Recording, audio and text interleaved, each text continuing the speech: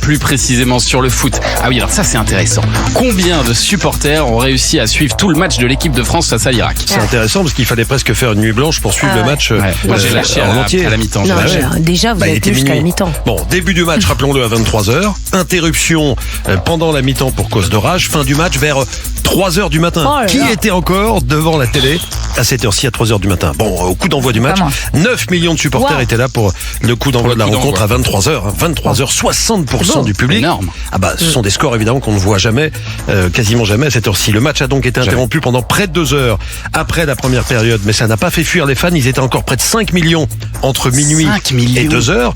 Ophélie Meunier et son équipe comblaient jusqu'à la reprise du match, et 3 millions quand le match a repris. 3 millions entre 2h et 3h du matin, ça c'est un score exceptionnel. Alors on a regardé, habituellement M6 à cette heure-ci fait 80-90 000 téléspectateurs, ce qui est pas ridicule non plus.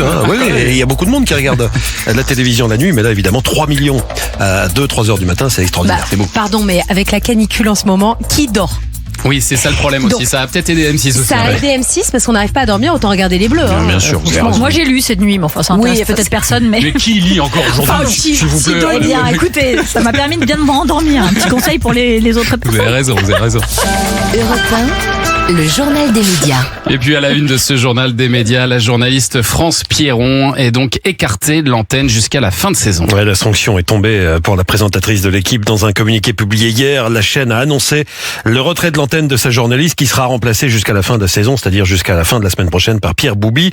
Le groupe L'équipe s'est désolidarisé des propos tenus par France Pierron vendredi, mais la chaîne a d'un autre côté condamné avec la plus grande fermeté la campagne de cyberharcèlement dont elle est victime depuis ce vendredi, après avoir dit que le joueur de foot belge Jérémy Doku ferait mieux de rester aux États-Unis avec son équipe plutôt que de rentrer en Europe pour assister à la naissance de son fils, sous prétexte que l'accouchement est un moment dégueulasse et que le père ne sert à rien dans ces moments-là. D'ailleurs, Jérémy Doku n'a pas suivi, je ne sais pas si vous avez vu ça, il n'a pas suivi du tout les conseils de France Pierron, évidemment.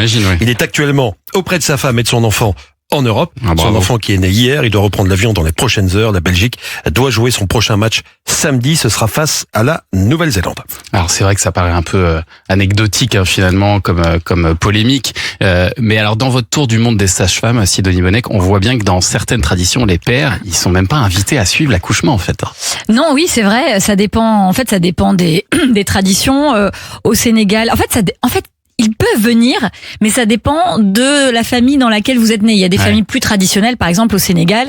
On était avec Oumi en Casamance, et dans le sud du Sénégal, par exemple, les femmes, elles vont travailler jusqu'à 8 mois de grossesse dans les rizières parce que les belles-mères imposent cela, parce que ce sont des femmes fortes et qu'elles doivent bosser jusqu'au bout. C'est évidemment très dangereux pour les femmes, et donc la sage-femme Oumi, elle va voir les pères, elle leur explique, les maris, il faut expliquer à vos mères que vos femmes ne doivent pas travailler, c'est à vous d'aller travailler les amis. Et donc il y a des familles évidemment très ouvertes, il y en a d'autres qui sont plus traditionnelles et à qui il faut expliquer ça. Donc en effet, certains pères n'assistent pas et d'autres assistent, mais en aucun cas un accouchement n'est dégueulasse.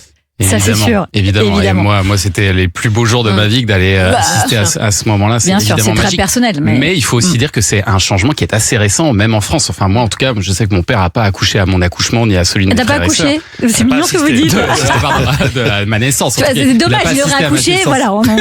Non mais c'est vrai. Alors le mien, oui, vous voyez. Avant ça se faisait quand même assez peu. Il y a quand même eu un basculement dans les dernières générations où maintenant ça paraît une évidence. Oui, mais les papas ne sont jamais loin. Là en l'occurrence, il était à l'autre bout du monde, Jérémy Doku, donc c'est on comprend. Toute la question est de choisir entre son métier et la famille. Bon bah si ce joueur choisit la famille, pourquoi pas? Bah oui. Et après l'animatrice a le droit d'avoir son avis aussi. Après il y a peut-être des manières de le dire. Oui, voilà,